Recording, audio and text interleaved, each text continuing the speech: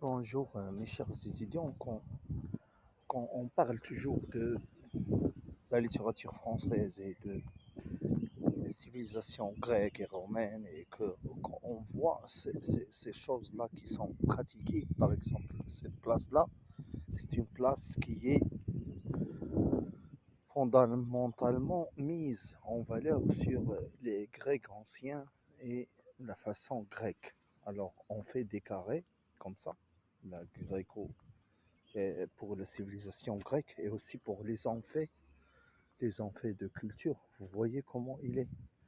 Alors, la traduction romaine fait que il y a des passades comme ça, romaines, et aussi de la civilisation et la culture qui doit toujours se représenter par des représentations théâtrales comme ça. Vous voyez, et aussi pour la façon quand on voit les choses qui sont directement visualisées pour les Romains anciens et qui donnent toujours une valeur à la poésie, à la création, aux arbres,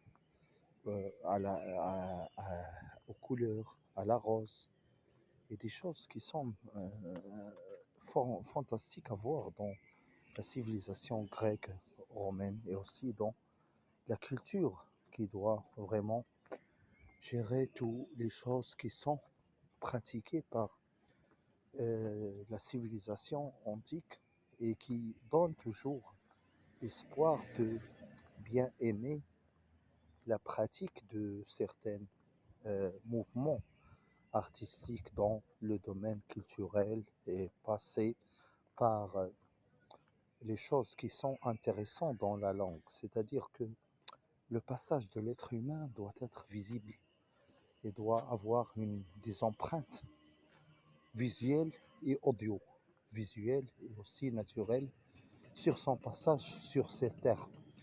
Cela qui fait vraiment la valeur de la gréco-romain qui ont valorisé leurs pratiques et donnent aussi une culture du savoir-faire et aussi de l'épanouissement de leur façade culturelle par rapport aux autres.